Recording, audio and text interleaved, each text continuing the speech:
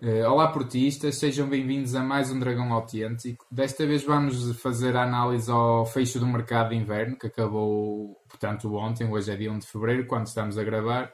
Deixem convosco, comentem na caixa de comentários a vossa opinião, o que é que acham que são os reforços mais interessantes aqui da equipa do Porto. Façam gosto no canal, que é muito importante para o YouTube também nos recomendar e nos mostrar a outras pessoas, porque é assim que o YouTube funciona.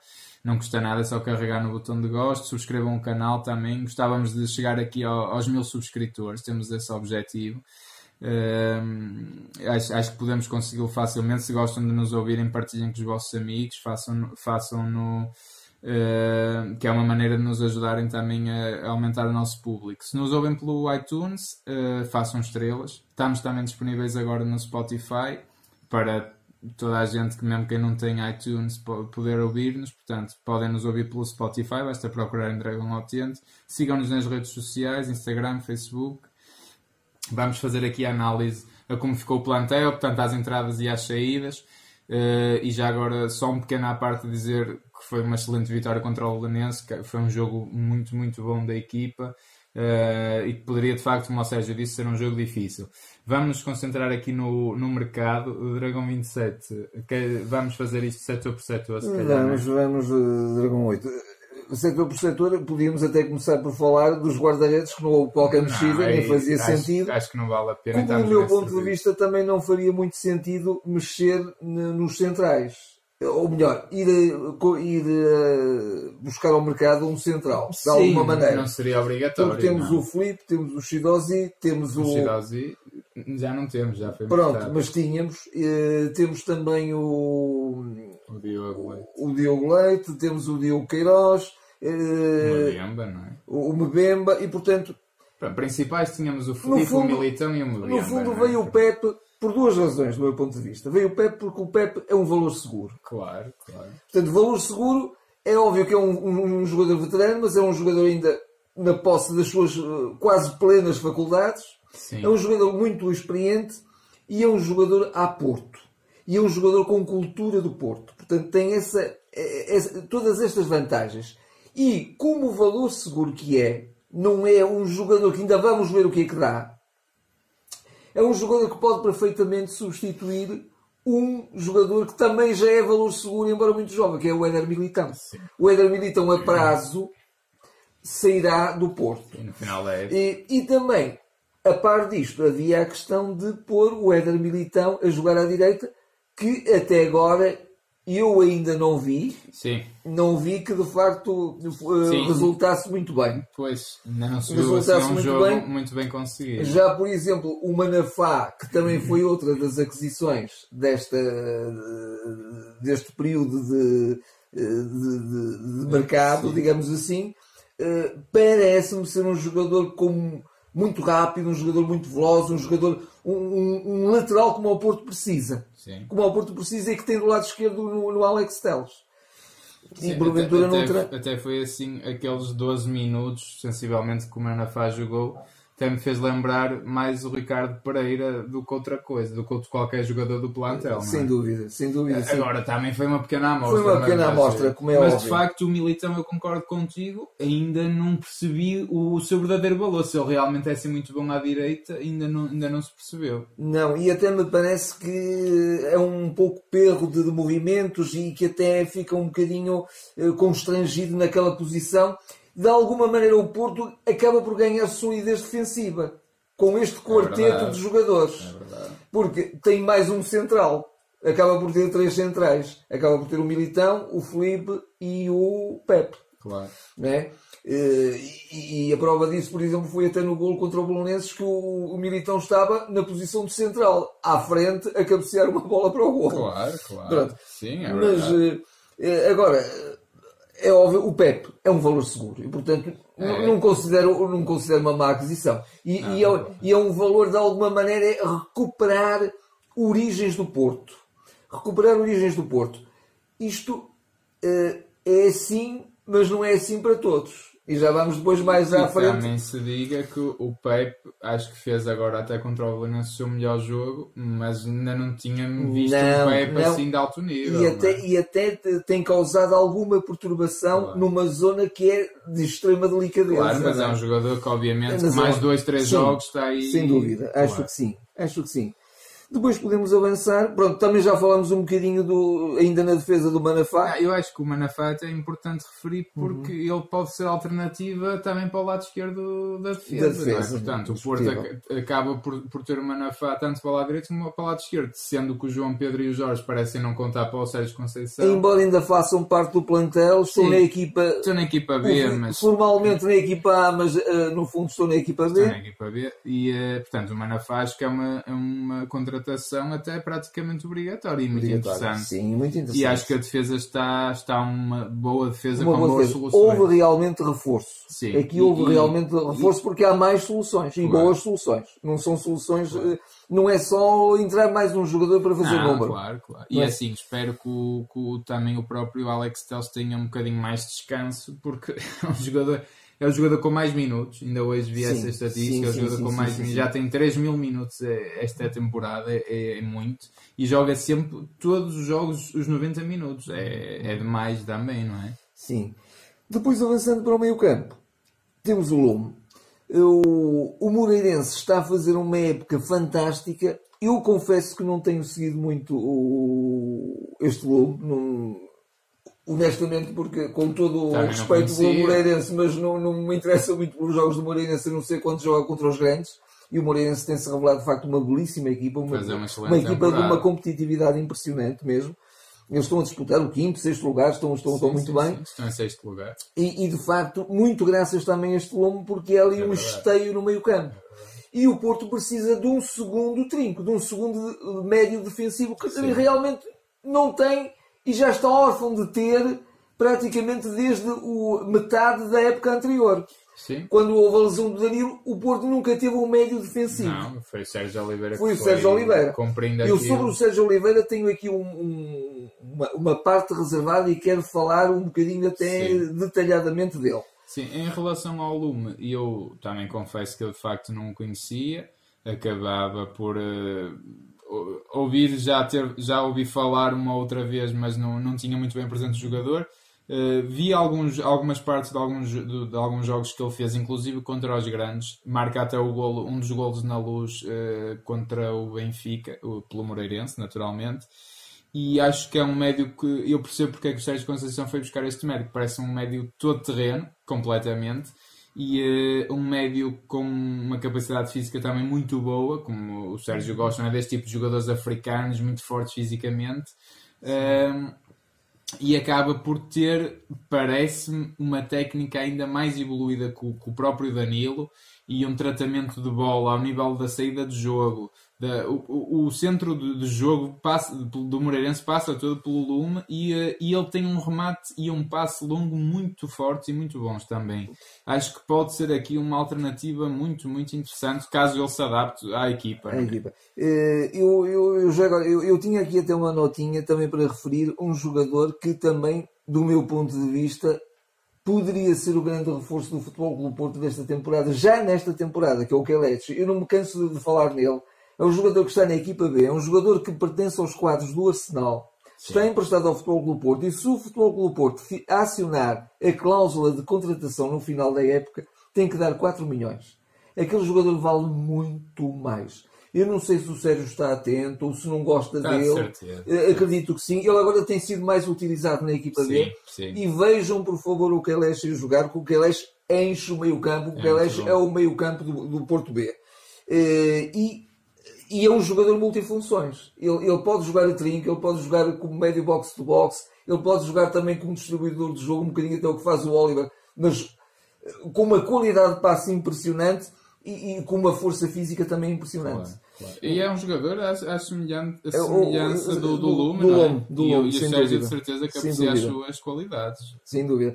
Tem dúvida. Mas parece-me que sim, que nesse aspecto o Porto está-se a reforçar, não é? Sim, e tínhamos também o Mikel, não é? Que até é um jogador que faz sempre jogos muito interessantes no Vitória de Setúbal. Mas também, de facto, parece ser um jogador que não agrada ao Sérgio Conceição. Aliás, já foi dispensado na pré-época. Eu lembro mais uma vez, acho que até já referimos isto num Dragão Autêntico, que o Mikel ia ser o titular do Juliano Lopetegui. Mas teve a infelicidade de se lesionar gravemente, até partiu uma perna, creio, na altura. Sim. E foi substituído na altura pelo Rubem Neves. É verdade. E foi a sua estreia aos 17 anos do Rubem Neves. Mas pronto, acho que é um bom reforço, indiscutivelmente. Depois na frente temos o Fernando Andrade. Sim, verdade. O Fernando Andrade, acho que também é um jogador muito acutilante, muito versátil. É um jogador que faz várias posições. Sim. Pode ser um avançado centro, mas é também um jogador que joga pelas alas, que também cai para o meio, que remata bem. Um bocadinho, como tu já tens dito, também faz lembrar um pouco, embora diferente, não é um jogador tão explosivo, mas é um jogador também rápido e que faz muita vossa defesa ao Derlei. Faz lembrar o Derlei. A mim faz muito lembrar o Derlei. Ainda recentemente vi a entrevista do Bourinho ao Porto Canal e mostraram alguns lances do Derlei. De facto, é um jogador que tem algumas semelhanças. Sim, e parece-me que também é um jogador que ainda todos os jogos que fez não jogou mal. Não jogou mal e está sempre em situações de perigo. E a causar perturbação nas defesas contrárias. E quer não, já marcou um Benfica e ao Sporting, que quer dizer, não é fácil, não é? Já marcou 2 golos importantes. Sem dúvida. E portanto, acho que os reforços realmente foram reforços. O Futebol do Porto... Um para cada setor. O Futebol do Porto não deixou sair de ninguém, à exceção do Sérgio Oliveira. Sim. E agora aqui eu queria deter-me um bocadinho sobre o Sérgio Oliveira. Ponto número 1. Premissa número 1, importantíssima. Sérgio Conceição, não é Sérgio Oliveira, Sérgio Conceição, forever. Se o Sérgio Conceição quiser assinar um contrato por 20 anos, eu subscrevo, apoio. Vou lá com uma tarjeta a dizer que sim, senhor. Sérgio Conceição no Futebol do Porto por 20 anos, porque ele é treinador a Porto, e para ser um treinador a Porto, há 2 premissas fundamentais. Tem que ser um grande treinador e tem que ser um homem, um líder que saiba o que é o clube, que tenha a sua cultura, a sua mística. E o Sérgio tem isso tudo. Portanto, Sérgio Conceição, confiança plena nele. Mas o Sérgio Conceição não está imune à crítica. Claro. E o Sérgio Conceição certamente saberá muito mais de futebol do que eu, mas não sabe mais do que é o ser Porto, não sabe mais ou não tem mais paixão do que eu pelo futebol e pelo Futebol Clube do Porto. E por isso, eu aqui critico. E critico por várias razões. Estou em discordância com ele relativamente ao que se passou com o Sérgio Oliveira. O Sérgio Oliveira foi um pilar do campeonato do ano passado. Ele e o Herrera constituíram a melhor dupla de meio campo que o Futebol Clube do Porto teve, e foi nesse momento que o Futebol Clube do Porto praticou o melhor futebol, o futebol mais acutilante, o futebol mais intenso, o futebol mais demolidor e mais dinâmico. Verdade. E nós pensávamos, bem, falta-nos o único médio defensivo que nós tínhamos, o Danilo, com uma lesão gravíssima, vamos ter meia época sem o Danilo, o que é que isto vai ser um Deus macuda. Mas estava lá o Sérgio Oliveira. E o Sérgio Oliveira tem tudo. Ganhou, graças ao Sérgio Conceição, intensidade, tem outra rotação, ganhou outra rotação, outra velocidade, outro dinamismo. Tal como está a ganhar o Oliver, mas já tinha muitas características muito boas, nomeadamente um passe excepcional, uma qualidade de passe enorme, uma qualidade de remate muito boa. Era um jogador que marca livros de forma exímia, bolas paradas, marca também muito bem cantos. E o Sérgio Oliveira, de repente, Inclusive, começa também esta época. E começa também bem. Sim. Eu creio que até marcou aquele gol contra o Vitória de Setúbal num livro. Acho que já foi esta época. Aí eu creio que já foi como suplente utilizado. Foi como suplente utilizado. Mas entrou e jogou muito bem. Sim. E, de repente, surge o Danilo. O Danilo veio de uma lesão gravíssima, de meses, numa zona muito delicada. E entra... E o Sérgio Oliveira sai e não conta mais. É natural que o Sérgio Oliveira também se sinta algum amu. Claro, sim. Isso é natural, é humano. É verdade. É humano. Eu sei que o Sérgio Conceição Agora, o Sérgio Conceição põe o coletivo sempre acima da individualidade. E cada jogador vale pela sua individualidade se a puser em prol do coletivo. E muito bem, estou inteiramente de acordo com isso. Mas eu agora... estabeleço um paralelismo. E então o que se passou com o Marega?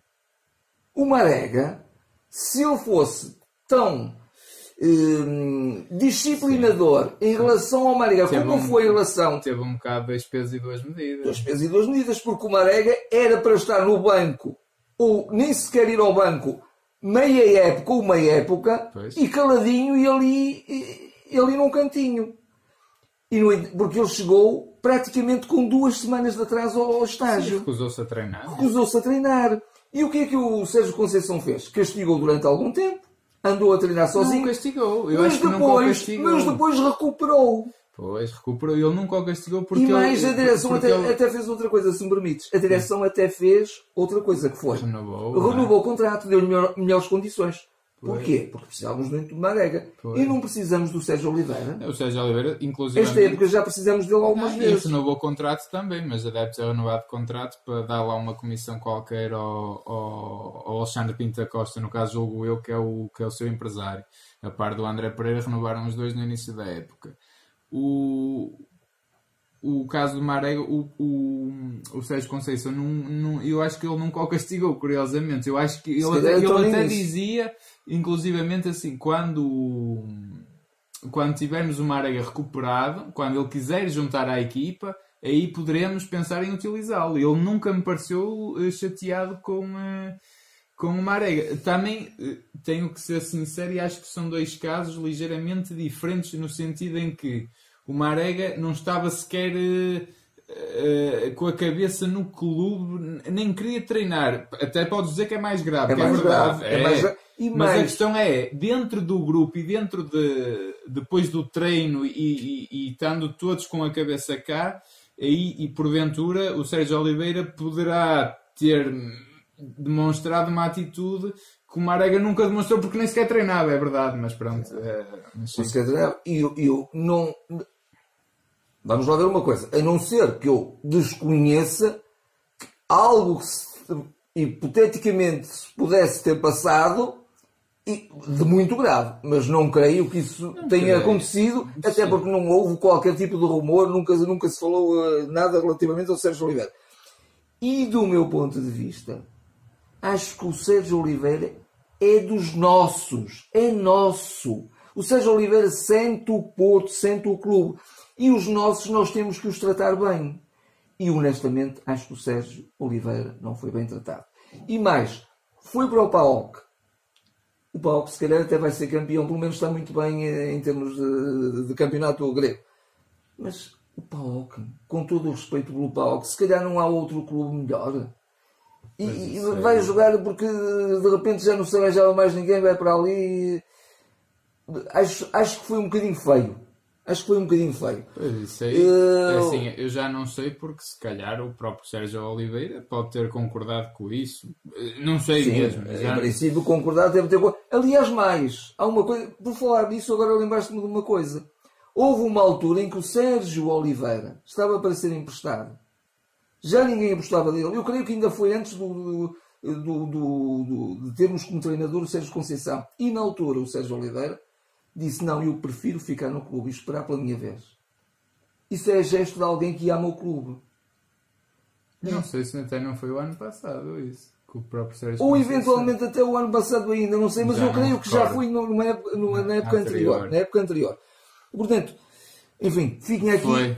Tens razão, foi com o Espírito Santo. Acho que sim. Fiquem aqui este reparo. Acho que, repito, confio inteiramente nas decisões do nosso treinador e globalmente o trabalho que ele está a fazer é um trabalho de excelência e de zelar realmente pelos interesses do nosso clube, do nosso amado clube, mas aqui eu faço esta crítica e não me parece que se tenha tratado bem o Sérgio Oliveira. Não se trata. Eu também aqui concordo inteiramente contigo, até porque há coisas que me fazem um bocadinho de confusão no futebol, de facto, da maneira como se trata alguns jogadores, que é... há jogadores que a gente diz assim, opá, o gajo é malandro, é um manga no treino, mas o treinador fez a cabecinha e o gajo ficou um espetáculo. Temos muitos casos até com o Mourinho disse, né, que faz ali jogadores mais com um talento incrível, mas que de facto depois não dão tudo no treino, mas a gente até diz que o treinador lhe faz a cabeça. E depois há outros jogadores que parece que este é malandro, não vale mesmo a pena. Eu custa-me a perceber porque é que há 2 pesos e 2 medidas nisto.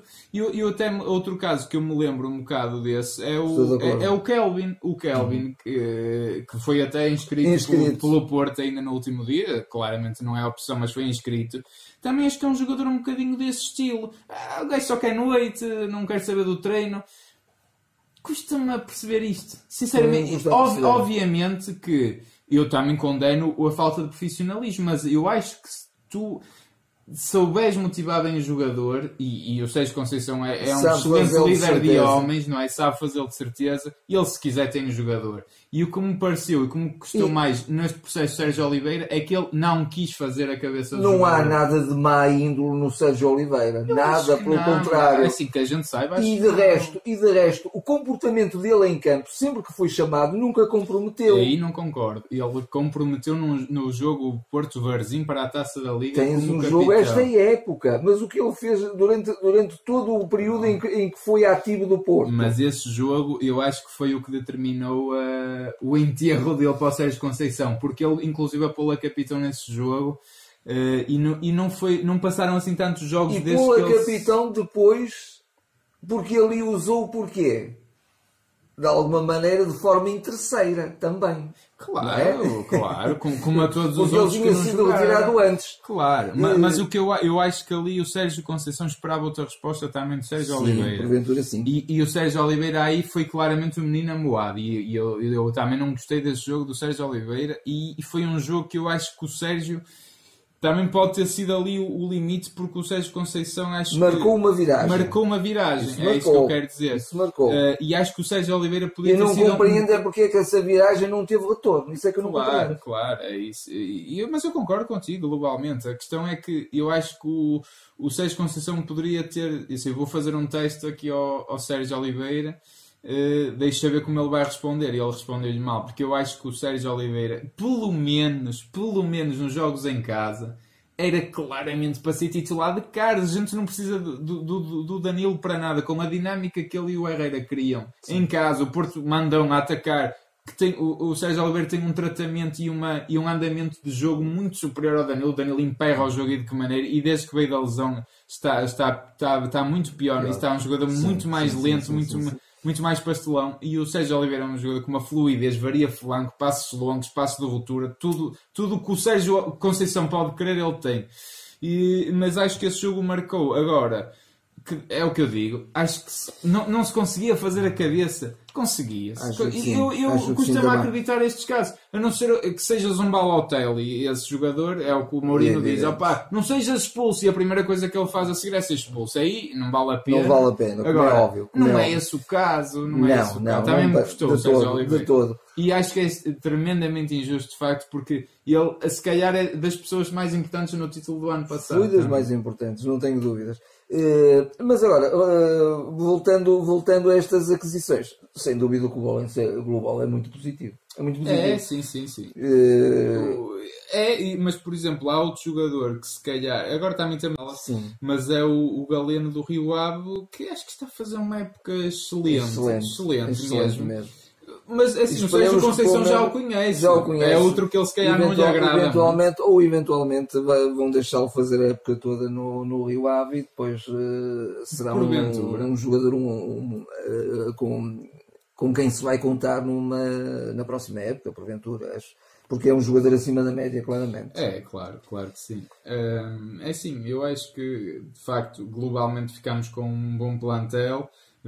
Já tivemos muitos jogos, este mês de janeiro foi extremamente duro, mas acho que... E já agora, há bocadinho tu falaste no Kelvin, eu também tinha aqui uma nota sobre o Kelvin.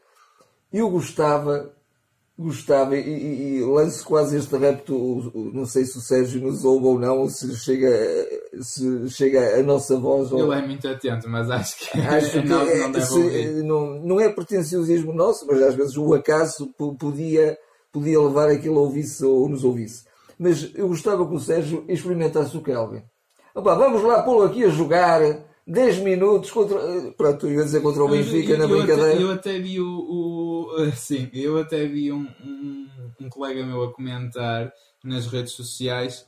O Kelvin não seria até mais interessante que um Hernani em termos até de controle de bola e tudo. E de facto deixou-me a pensar. O Hernani, atenção, o Hernani até está a fazer uma época e acho que até merece mais oportunidades. E com uma progressão muito boa. Mas de facto o Kelvin é um jogador. Também um jogador que estava a ser feito pelo Sérgio Conceição. Agora, de facto, acho que é um jogador que também poderia até, se calhar, quem sabe, ter a sua oportunidade. E acho que ainda assim faltou uma verdadeira alternativa ao Soares, tendo em conta que o Abaca está lesionado. O Fernando não é esse jogador. Não é esse jogador.